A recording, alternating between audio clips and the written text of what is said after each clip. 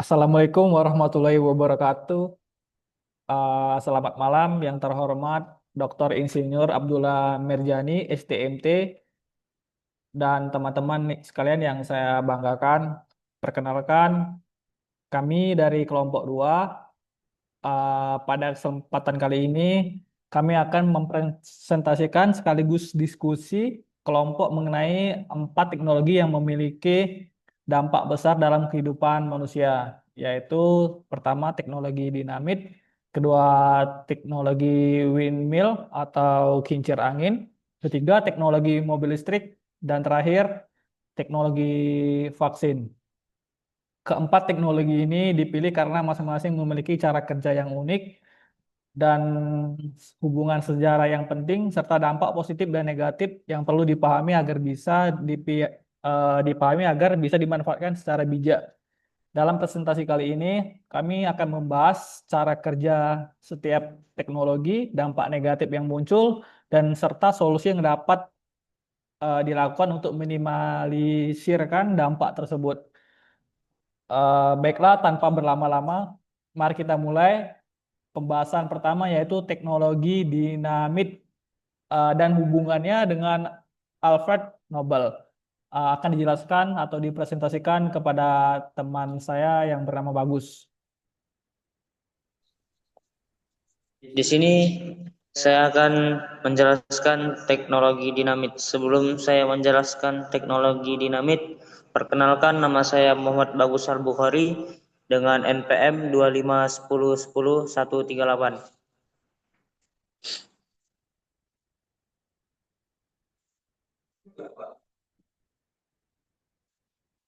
Yang pertama yaitu cara kerja teknologi dinamit. Yang pertama itu dinamit terbuat dari nitrogliserin yang diserap oleh bahan penyerap. Yang kedua, sumbu dinyalakan dan memicu detonator. Detonator meledak nitrogliserin. Habis itu yang terakhir ledakan menghasilkan tekanan besar yang menghasilkan material. Hubungan dinamit dengan Alfred Nobel. Alfred Nobel yaitu menemukan dinamit pada tahun 1867. Dinamit ini dibuat agar nitrogliserin lebih aman digunakan. Kesuksesan dinamit membuat Nobel kaya dan mendirikan hadiah Nobel, bisa disebut hadiah Nobel.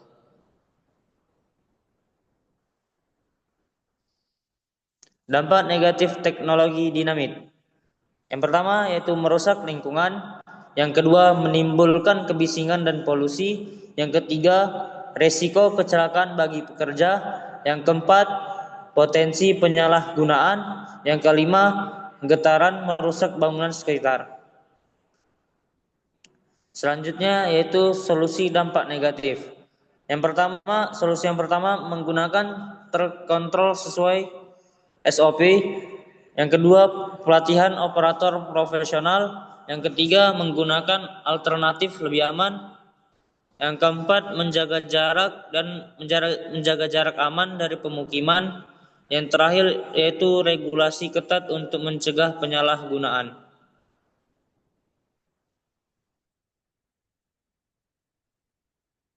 Dinamit merupakan bahan peledak yang banyak digunakan untuk menghancurkan bebatuan, membuat terowongan, dan membuka akses di area pertambangan.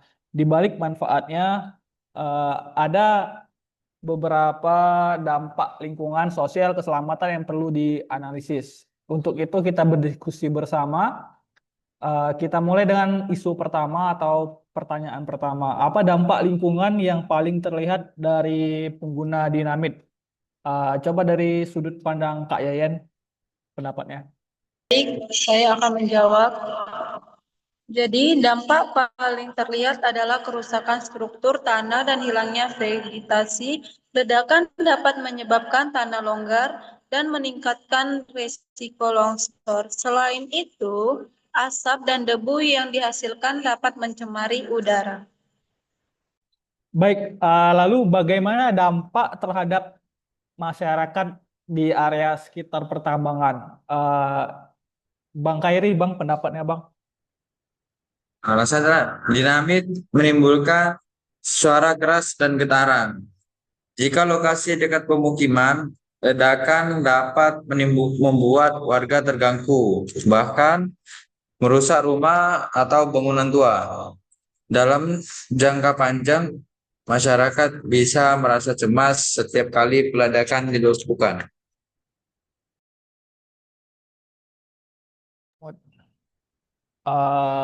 Next, apa risiko yang ditimbulkan bagi pekerja di area tambang?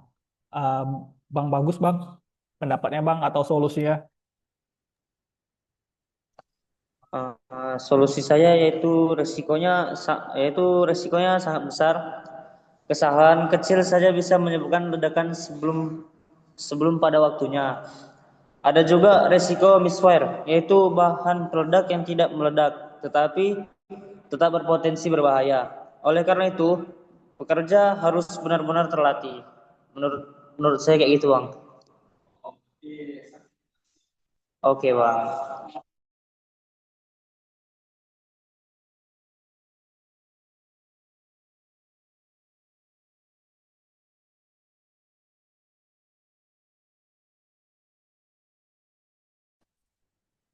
Oke, di sini menurut saya solusi pertama adalah memastikan pengguna dinamit dilakukan oleh yang tenaga ahli bersertifikat. Mereka memiliki pengetahuan tentang prosedur keselamatan, jarak aman, serta teknik peledakan yang benar. Bagaimana dengan dampak lingkungan? Apa langkah perbaikan yang bisa dilakukan? Kak Yayan, Kak, solusinya Kak. Nah, jadi reklamasi lahan sangat penting.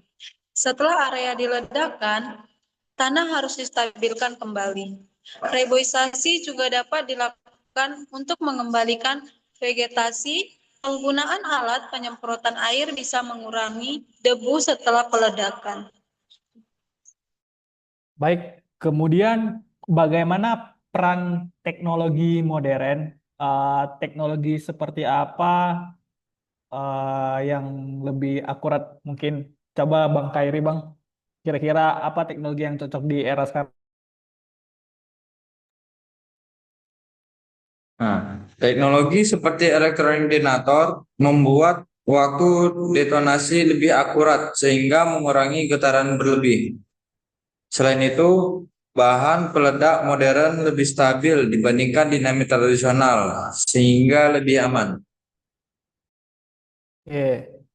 Terakhir, apakah komunikasi dengan masyarakat sekitar juga penting? Gimana kira-kira Bang Bagus? Apakah penting untuk berkomunikasi dengan di masyarakat sekitar? Menurut saya itu sangat penting karena perusahaan harus melakukan sosialisasi kepada masyarakat tentang jadwal peledakan atau peledakan tradisi aman dan langkah-langkah keselamatan. Ini dapat mengurangi kecemasan dan meningkatkan kepercayaan. Menurut saya kayak gitu, Bang. Oke, dari hasil diskusi kita tadi dapat disimpulkan bahwa pengguna dinamit memiliki dampak negatif berupa kerusakan lingkungan, gangguan terhadap masyarakat, dan risiko kecelakaan kerja. Namun, semua risiko tersebut dapat diminimalisirkan melalui penggunaan oleh tenaga ahli, penerapan teknologi modern, dan pengawasan ketat. Reklamasi lingkungan juga penting dan sosialisasi kepada masyarakat. Keselamatan dan tanggung jawab lingkungan harus menjadi prioritas utama di perusahaan tersebut untuk di setiap penggunaan dinamis. Terima kasih kepada semua peserta yang telah memberikan pendapat dan solusi. Semoga diskusi kali ini menambah wawasan kita tentang penggunaan dinamit dan dampaknya. Baik, diskusi saya tutup. Sekian. Wassalamualaikum warahmatullahi wabarakatuh. Baik, di sini saya akan menjelaskan tentang teknologi vaksin. Sebelumnya, perkenalkan dengan saya Yeyen Yuni Arta, Stompul dengan MPN 251010127. Nah, di sini ada yang dimana teknologi vaksin. Cara kerja teknologi vaksin yaitu vaksin bekerja dengan memasukkan Antigen virus atau bakteri yang dilemahkan atau dimatikan ke dalam tubuh. Yang kedua, sistem imun mengenali antigen sebagai benda asing dan membentuk antibodi. Yang ketiga, saat tubuh terpapar penyakit asli, sistem imun sudah siap melawan lebih cepat dan lebih kuat. Dan yang keempat itu, beberapa vaksin menggunakan teknologi mRNA, vektor virus, atau protein subunit. Lanjut, Bang. Nah, di sini ada dampak negatif teknologi vaksin. Yang pertama, munculnya hoaks dan misinformasi menyebabkan penolakan vaksin. Yang kedua, risiko efek samping ringan seperti demam, nyeri, atau alergi. Yang ketiga, ketimpangan akses vaksin antara negara maju dan berkembang. Dan yang terakhir, potensi eksploitasi komersial oleh perusahaan farmasi besar. Nah, di sini ada solusi untuk dampak negatif. Yang pertama, pemerintah dan lembaga kesehatan harus memberikan edukasi publik berbasis data ilmiah. Yang kedua, memperkuat sistem pemantauan efek samping. Yang ketiga, meningkatkan pemerataan distribusi vaksin secara global. Dan yang terakhir, transportasi biaya dan proses produksi vaksin. Nah, dari materi pertama itu saya dapat simpulkan, vaksin adalah teknologi penting yang menyelamatkan jutaan nyawa. Namun, tetapi tetap memiliki dampak sosial dan etis yang harus dikelola. Dengan edukasi yang tepat dan tata kelola yang baik, manfaat vaksin dapat dimaksimalkan bagi seluruh masyarakat. Oke, baik teman-teman. Hari ini kita akan berdiskusi tentang dampak negatif teknologi vaksin. Mulai dari isu pertama yaitu hoax dan misinformasi. Menurut kalian bagaimana pengaruhnya? Bang Kairi, Bang, coba menurut Bang Kairi gimana tuh isu dan misinformasi kepada masyarakat? Silakan. Menurut saya, hoax sangat berpengaruh. Banyak orang menolak vaksin karena membaca informasi palsu di media sosial. Padahal tidak ada dasar ilmiahnya. Menurut Bagus, Bang, gimana Bang pendapatnya, Bang? Menurut saya yaitu betul, bahkan informasi yang salah bisa menyebar lebih cepat daripada penjelasan resmi. Akibatnya, program vaksinasi jadi terhambat. Gitu Bang menurut saya Bang. Oke, jadi kan abang berdua ini setuju nih ya. Jadi solusinya tuh apa? Kira-kira Bang Zidan bisa kasih solusinya, Bang? Mungkin menurut saya solusinya itu adalah edukasi masyarakat harus diperkuat. Pemerintah dan tenaga kesehatan perlu memberikan informasi yang mudah dipahami dan berbasis bukti. Masuk ke topik 2, efek samping ringan seperti demam, nyeri atau alergi, dan apa pendapatnya? Mbak Yen, Kak Yen, Kak. Nah, pendapat saya, efek ini sebenarnya wajar karena tubuh sedang membentuk kekebalan. Tapi sebagian orang tetap merasa khawatir. Menurut Bang Kairi, Bang, kira-kira apa pendapat menurut karena kedapatan efek samping setelah vaksin?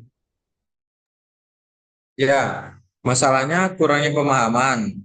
Kalau dijelaskan bahwa efek sampingnya ringan dan sementara, orang tidak akan terlalu takut.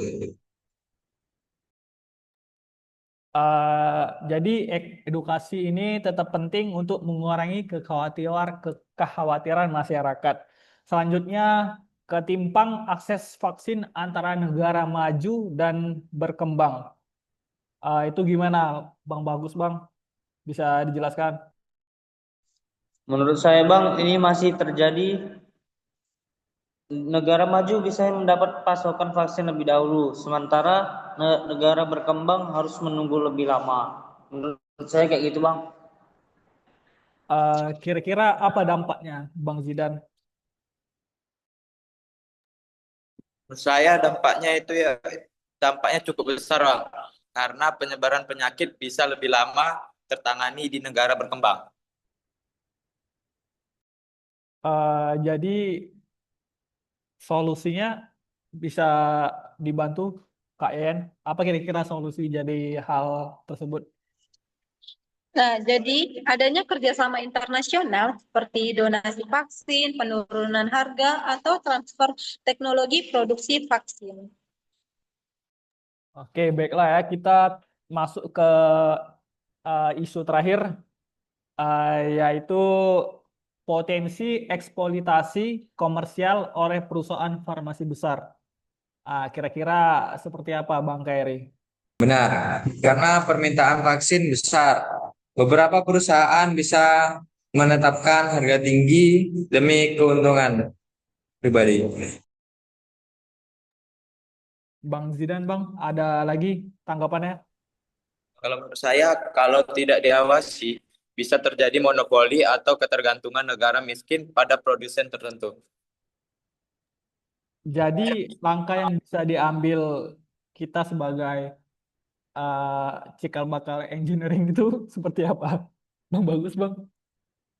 Menurut saya Bang, regulasi harga, transparansi proses produksi, dan mendorong lebih banyak negara mengembangkan teknologi vaksin sendiri. Menurut saya kayak gitu Bang. Baik, ada lagi bang bagus? Cukup ya? Cukup Bang, cukup sekali. Baik, dari diskusi kita bisa disimpulkan bahwa dampak negatif vaksin memang ada, tetapi sebagian besar dapat diatasi dengan edukasi, regulasi, dan kerjasama global. Terima kasih untuk pendapatnya teman-teman. Eh, Diskusi untuk materi ini kita cukupkan sampai di sini. Wassalamualaikum warahmatullahi wabarakatuh.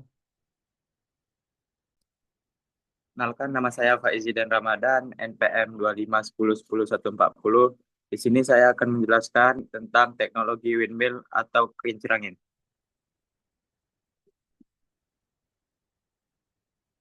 Ya, di sini yang pertama yaitu tentang konsep dasar teknologi windmill, yaitu energi angin diubah menjadi energi mekanik melalui putaran baling-baling. Kemudian dikonversi menjadi listrik oleh generator. Teknologi ini termasuk energi terbarukan yang stabil dan dapat mengurangi ketergantungan pada energi fosil.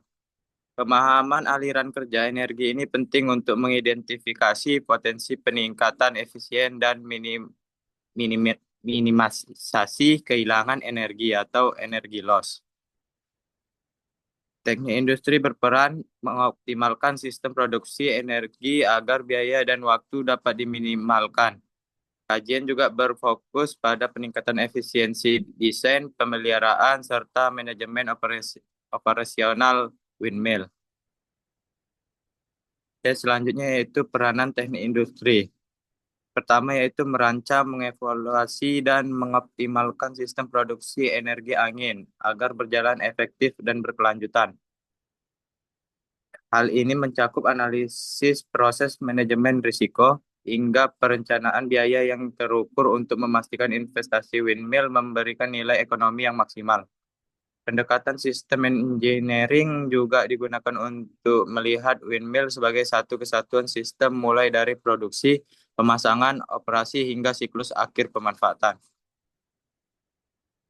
Yang selanjutnya yaitu desain dan rekayasa sistem. Desain turbin angin membutuhkan perhitungan presisi terkait bentuk blade, sudut pitch, dan pemeliharaan material yang mampu menahan beban aerodinamis tanpa meningkatkan massa secara berlebihan. Teknik industri menilai performa desain ini melalui simulasi, analisis keandalan, dan standarisasi proses produksi.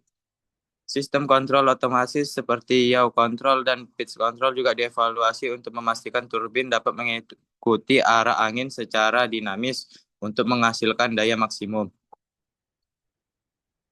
Selanjutnya yaitu analisis lokasi dan tata letak atau layout planning, yaitu studi lokasi mencakup analisis data kecepatan angin jangka panjang, turbulensi, topografi, dan jarak terhadap fasilitas transmisi listrik.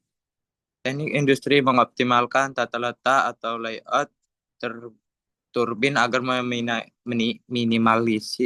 minimalisikan work losses, yaitu penurunan kecepatan angin akibat bayangan aerodinamis dan turbin lain.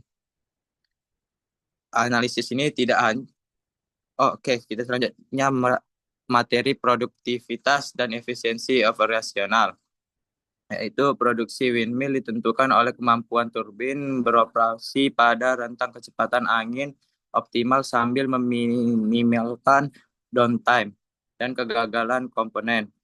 Teknik industri menerapkan metode pemeliharaan prediktif berbasis data sensor dan IoT untuk memperkirakan kerusakan sebelum terjadi. Selain itu, analisis OEO atau Overall Equipment Effectiveness dapat digunakan untuk mengukur efektivitas operasi turbin secara keseluruhan.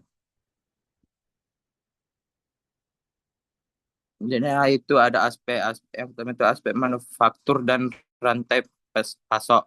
Proses pembuatan turbin angin melibatkan komponen besar dan presisi tinggi yang membutuhkan integritas kuat antara manufaktur, termasuk material, komposit, dan logistik pengiriman. Teknik industri menilai kapasitas produksi, waktu siklus, dan tingkat cacat untuk memastikan setiap komponen memenuhi standar kualitas global. Rantai paut windmill juga sangat sensitif terhadap keterlambatan karena ukuran komponen besar seperti blade dan tower memerlukan transportasi khusus.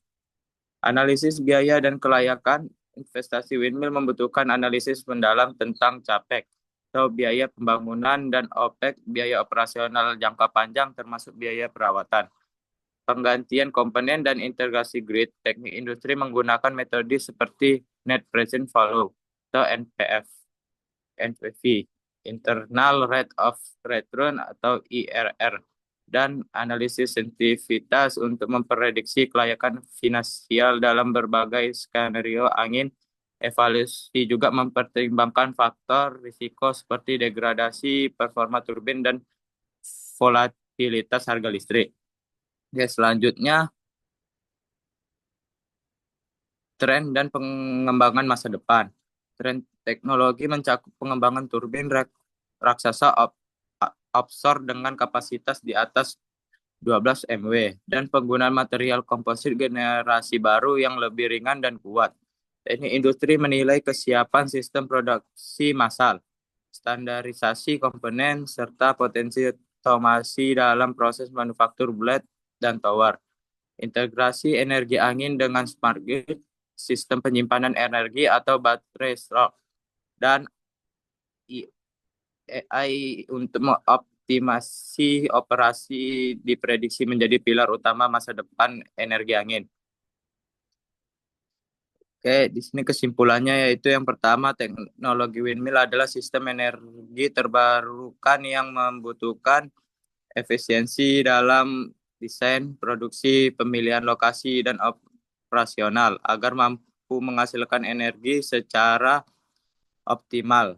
Dari perspektif teknik industri, fokus utamanya adalah meningkatkan produktivitas, mengurangi biaya, serta memastikan keandalan melalui perencanaan yang terukur dan pemeliharaan yang efektif.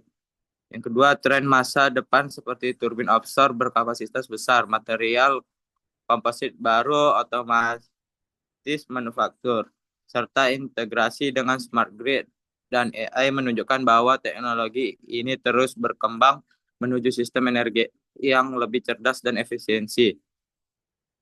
Dengan demikian, teknik industri memiliki peran penting dalam memastikan bahwa seluruh proses dari manufaktur hingga operasi siap mendukung kemajuan teknologi energi angin secara berkelanjutan. Oke, baiklah, selamat malam semuanya. Malam ini kita akan berdiskusi tentang teknologi windmill, termasuk dampak negatif dan solusi yang dapat diterapkan. Mari kita mulai pembahasannya. Yang pertama, isu untuk yang isu pertama, kebisingan dari turbin angin. Uh, Zidan, bisa jelaskan tentang pertama terkait kebisingan. Silakan Zidan. Oke, di sini saya akan menjelaskan, yaitu turbin angin menghasilkan suara dari putaran baling-baling dan mesin. Di daerah yang dekat dengan pemukiman, suara ini bisa mengganggu aktivitas warga, bahkan menyebabkan stres dan ketidaknyamanan. Untuk Bang Bagus, Bang, ada setuju atau tidak? Kalau setuju, berikan alasannya. Kalau tidak, berikan alasannya. Menurut saya Bang, saya setuju Bang. Kebisingan bisa menjadi faktor penolakan masyarakat terhadap pembangunan windmill. Menurut saya setuju sih Bang. Oke, kalau dari Bang Kairi nih, Bang, apa solusi untuk mengatasi kebisingan terhadap windmill ini? Silakan. Solusi yang bisa dilakukan adalah menambahkan turbin mesin jauh serta menggunakan desain modern yang lebih senyap. Oke, sekarang kita next ke isu yang kedua ya, yaitu dampak pada hewan yang di udara, terutama burung dan kelelawar. eh Yayen, bagaimana pendapatmu terhadap isu hewan yang di udara? Silakan. Nah, baik. Jadi menurut saya itu, Bang, kincir angin bisa mengganggu habitat burung dan kelawar. Burung mungkin tidak melihat dan yang berputar dan bisa menabraknya. Selain itu, windmill yang dibangun di dekat jalur migrasi dapat mengacaukan jalur terbang mereka. Em, Sebenarnya masalah ini sering terjadi di beberapa negara ya, terutama dengan yang windmill, yang wheel farm yang sangat besar. Jadi kita sekarang untuk Bang Bagus nih Bang, kira-kira solusi apa yang bagus, yang secara engineering untuk solusi ini? Bisa tolong dikasih solusi Bang Bagus? Solusinya adalah memilih lokasi yang tidak berada di jalur migrasi, serta menggunakan sensor pengusir burung atau teknologi radar yang bisa menghentikan turbin sementara. Menurut saya kayak gitu sih Bang. Izin. Oke, sangat bagus ya solusinya. Sekarang eh, ketantangan berikutnya. Windmill itu kan membutuhkan tempat yang sangat luas ya, eh, atau lahan juga bisa digunakan dengan sangat luas. Menurut Bang Kairi nih Bang, tantangan kebutuhan lahan apa sih seharusnya yang akan kita hadapi ke depannya? Windmill membutuhkan area yang sangat luas, apalagi jika digunakan sebagai pembangkit listrik besar. Hal ini bisa mengganggu tata ruang, pertanian, atau menyebabkan konflik penggunaan lahan. Oke, kalau untuk Kak Yeye nih Kak, eh, gimana pendapatnya? Silakan. Jadi menurut saya, pemerintah harus cermat menentukan lokasi agar tidak mengganggu kegiatan penduduk. Oke, selanjutnya saya pengen dengar dari pendapat atau solusi dari Bang Zidan nih Bang. Ayo Bang. Menurut saya solusinya yang adalah membangun windmill di wilayah kosong seperti area pesisir, gurun, atau offshore di laut, sehingga tidak memakan lahan produktif. Menurut saya itu, Bang. Oke, selanjutnya lanjut ke isu berikutnya. Windmill ini ketergantungan terhadap angin. Eh, Gimana pendapat untuk coba Kak Yayan nih? Pendapat windmill ini ketergantungan terhadap angin. Silakan. Jadi menurut saya, kincir angin ini hanya bisa menghasilkan listrik.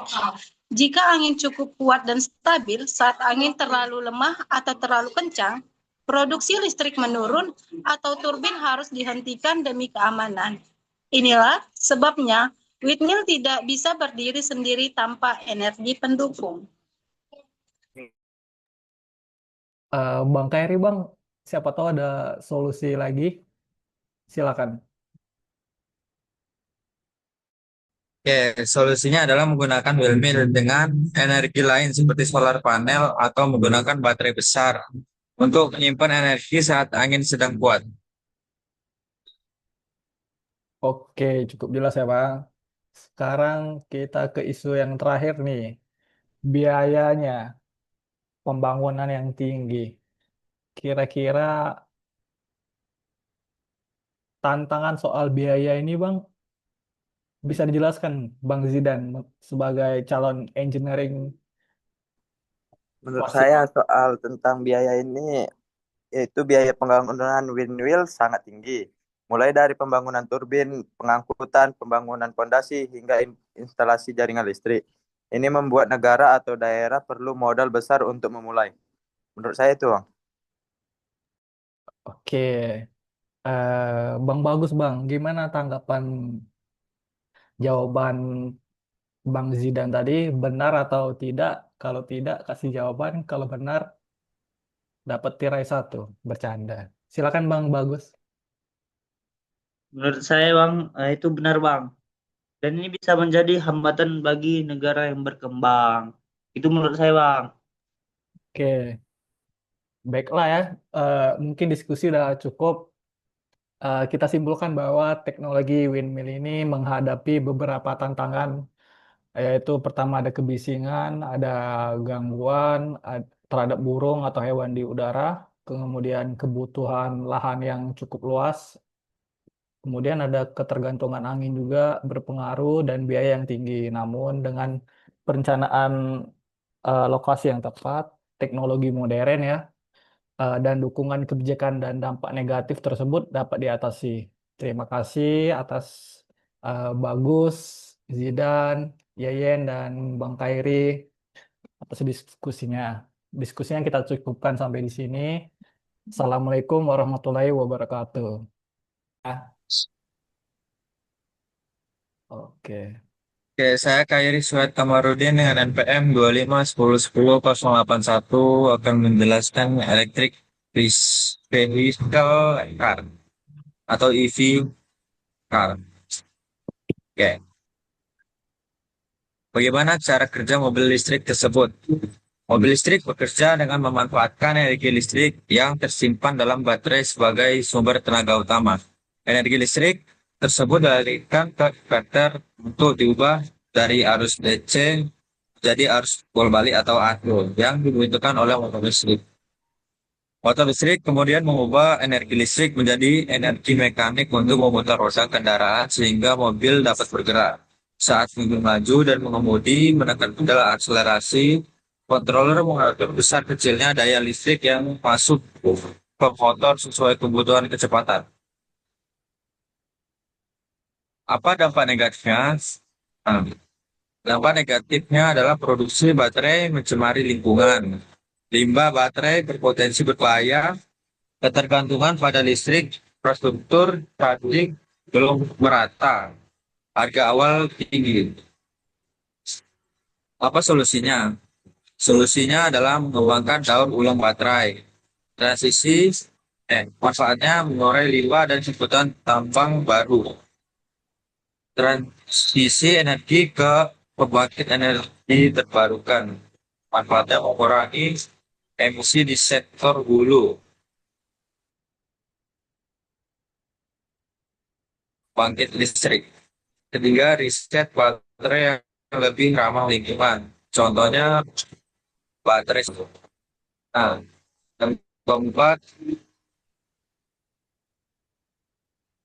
perluasan infrastruktur charging. Mendorong lebih banyak orang beralih ke EV. Dan terakhir, kebijakan insentif. Membantu menurunkan harga dan mempercepat. Apa itu? Nggak nafal, Bang. Bawahnya Mempercepat adopsi. mempercepat adopsi. Kalau itu foto yang udah bisa berempat aja. Ya, dan terus ah, kesimpulannya mobil listrik menggerakkan roda dengan motor listrik yang mendapat daya dari baterai. Ramah lingkungan saat digunakan, namun produksi dan pembuangan baterai perlu dikelola baik. Solusinya adalah daur ulang baterai, tingkatkan energi bersih dan infrastruktur charging yang merata. Kemudian, sampai tua.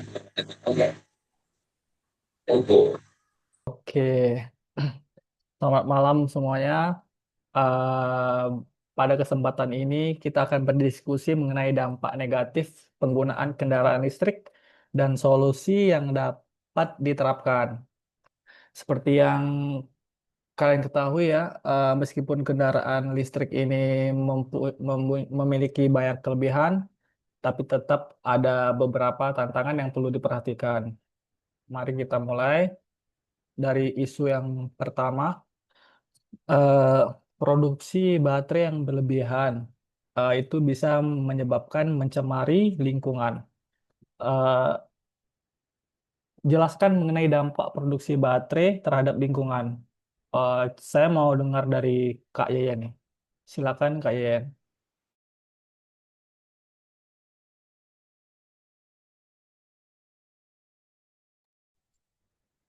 Nah, tentu bisa. Jadi, produksi baterai lithium ion ini membutuhkan penambangan bahan seperti lithium, cobalt, dan nikel. Proses penambangan ini seringkali merusak lingkungan, menghabiskan banyak air, serta menghasilkan limbah industri. Bahkan, beberapa lokasi tambang mengalami kerusakan ekosistem yang cukup parah. Baik, eh, ada yang setuju dengan Kak Yeyen? Bang Zidan gimana Bang Zidan? Silakan. Oke, di sini saya sangat setuju dengan Yeyen. Selain itu, proses pemurnian mineral juga menghasilkan emisi karbon yang tidak sedikit. Jadi meskipun mobil listrik tidak menghasilkan emisi saat dipakai, emisi justru muncul di tahap produksinya. Menurut saya gitu. Oke, baik. Eh, dari dua pendapat di Kak Yen sama Bang Zidan tadi ya, kira-kira solusi apa yang cocok untuk limbah baterai ini? Coba Bang Bagus, Bang, bisa kasih solusi. Nah, saya akan kasih solusi. Untuk solusinya, yaitu perusahaan perlu beralih ke teknologi penambangan yang lebih bersih. Pemerintah juga bisa memberikan tekanan kepada produsen agar menggunakan energi terbarukan dalam proses produksinya.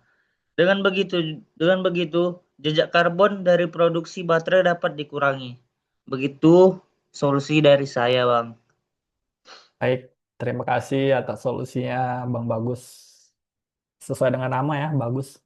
Eh, Kemudian isu Top, top. kedua ya.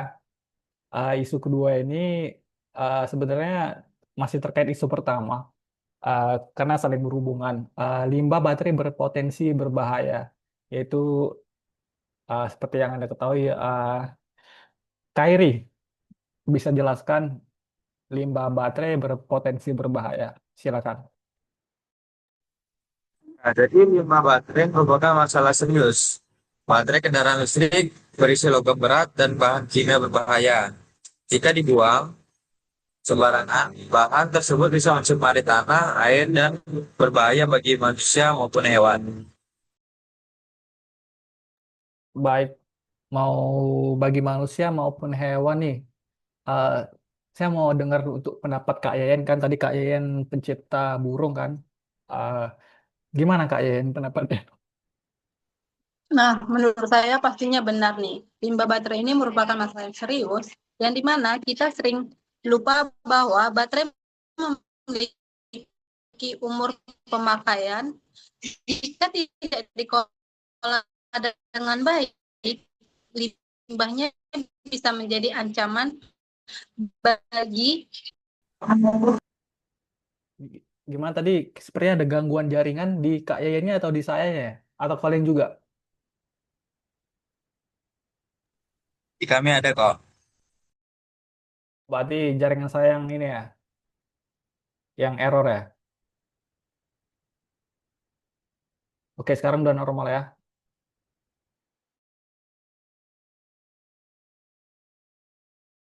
Oke, baiklah dari dua pendapat si Kak Yayan sama si Bang Khairi tadi, kira-kira solusi Bang Zidan nih ada nggak sebagai calon engineering ya kan? Coba Bang Zidan, silakan. Menurut saya solusi yang paling tepat adalah membangun sistem baterai recycling yang terstruktur.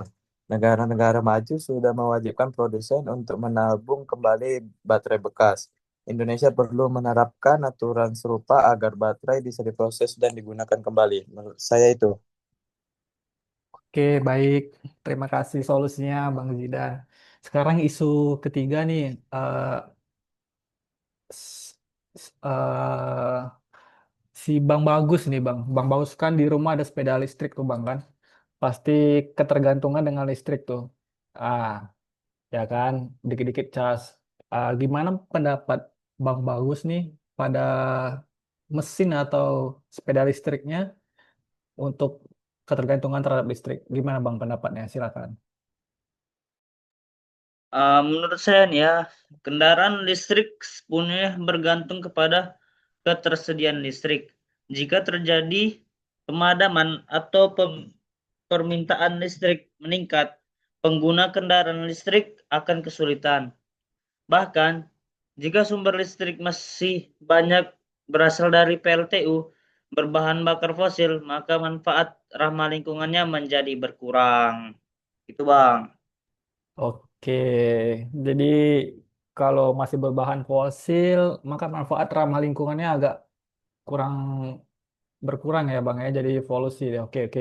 Iya, Bang. Untuk Itulah, Kak Bang, Yaya intinya. nih, Kak Yaya nih Kak, setuju nggak apa yang dibilang si Bang Bagus ini jika sumber listriknya masih berasal dari PLTU atau uap ya, eh, tahu sendiri kalau PLTU ini dari eh, ini ya batu bara, salah satunya eh, bisa mencemari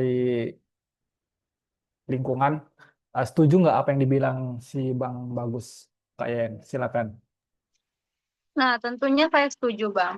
Yang dimana artinya keberhasilan kendaraan listrik juga bergantung pada kesiapan sistem kelistrikan nasional. Oke, cukup singkat ya. Kairi nih, Bang Kairi. Solusi untuk pendapat si Bang Bagus dan Kak Yeyen. Apa kira-kira solusi yang tepat dan tepat? Solusinya adalah dengan memperkuatkan jaringan listrik nasional dan mempercepat pengembangan energi terbarukan seperti tenaga surya, panas bumi, dan angin. Semakin bersih listriknya, semakin pula maksimal dampak positif kendaraan listrik tersebut.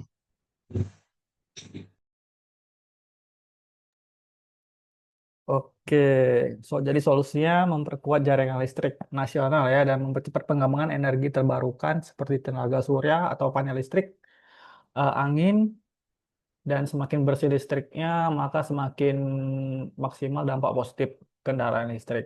Oke, sekarang selanjutnya next ke isu keempat yaitu infrastruktur charging itu belum merata.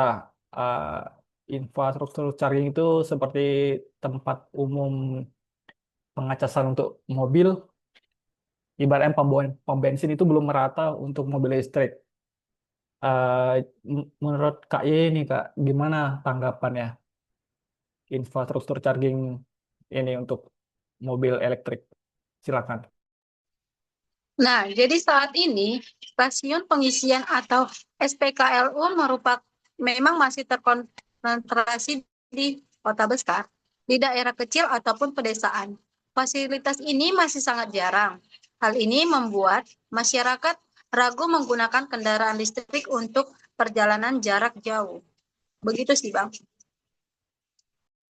Oke, tanggapan Bang Bagus nih Bang. Gimana tanggapan Kak Yayan tadi? Setuju nggak? Kalau nggak setuju, berikan alasannya. Tanggapan saya nih Bang, tanggapan saya ya, itu saya setuju Bang. Banyak orang yang takut kehabisan baterai di perjalanan karena tidak ada tempat charging. Oke, benar-benar. Eh, Bang Bagus sendiri pernah ngalami sepeda yang habis bensin ya? Habis baterai kah? Oke, oke. Pernah Bang, sepertinya pernah Bang. Oke, baiklah. Solusinya ya. Solusi untuk masalah ini gimana Bang Zidan? Kira-kira ada nggak solusi untuk isu yang ini? Silakan. Mungkin untuk solusi masalah ini adalah mempercepat pembangunan SPKLU secara merata. Pemerintah bisa bekerja sama dengan perusahaan swasta, pusat perbelanjaan, rest area, hingga perumahan. Semakin banyak titik charging, semakin nyaman pengguna kendaraan listrik. Menurut saya itu, Bang. Oke, berarti solusinya mempercepat pembangunan SPKLU. Sekarang isu yang terakhir nih, harganya. Nah, nih, biasanya seperti yang harga mobil listrik ini mulai lumayan mahal ya. Jadi bisa nggak si Bang Kair ini jelaskan kenapa kendaraan listrik listrik ini masih tergolong mahal? Ya, kendaraan listrik masih memiliki harga awal yang cukup tinggi dibanding kendaraan bensin. Teknologi baterai dan komponen listrik masih mahal, sehingga membuat banyak orang belum mampu beralih. Ke- Oke, baik. Gimana sih Bang Zidan tanggapan Mas Kair ini? Kira-kira untuk di kalangan menengah ke bawah atau menengah ke atas, silakan berikan tanggapannya. Mungkin tanggapan saya tentang ini menjadi penghalang terbesar, terutama bagi masyarakat menengah ke bawah. Menurut saya itu, Bang, tanggapan saya. Berarti jika masyarakat masih menengah ke bawah itu agak sulit ya untuk membeli mobil listrik ya, gitu. Solusinya nih, Mas Bagus, Bang Bagus ya, Mas atau Bang sih? Mas, Bang ya, mas, Mas ya. mas, boleh Bang. Oke, Bang Bagus nih Bang, kira-kira solusinya apa sih untuk kita masyarakat menengah ke bawah ini? Bisa kasih solusi Mas, Bang? Untuk solusinya yaitu pemerintah agar dapat memberikan subsidi, pengurangan pajak atau program insentif lainnya. Produsen juga perlu terus menekan biaya produksi agar harga jual bisa turun. Gitu, Bang. Oke, bagus banget solusi dari Bang Bagus ya. Baiklah, diskusi panjang ini kita sudah menyimpulkan bahwa kendaraan listrik memang memiliki beberapa dampak negatif seperti pencemaran dari produksi baterai, dan limbah berbahaya dan ketergantungan listrik. Uh, Kemudian infrastruktur yang belum merata dan harganya yang masih sangat tinggi. Namun dengan solusi yang tepat seperti teknologi bersih, daur ulang baterai, pembangunan energi terbarukan, pembangunan yang dibilang seperti Mas Jidan tadi, SPKLU ya Mas Jidan ya, dan insentif pemerintah, tantangan ini bisa diatasi. Baiklah, terima kasih kepada Kak Yeyen, Bang Bagus, Bang Zidan atas pendapat dan solusinya. Diskusi kita hari ini saya cukupkan sampai di sini. Eh, Sekian. Wassalamualaikum warahmatullahi wabarakatuh.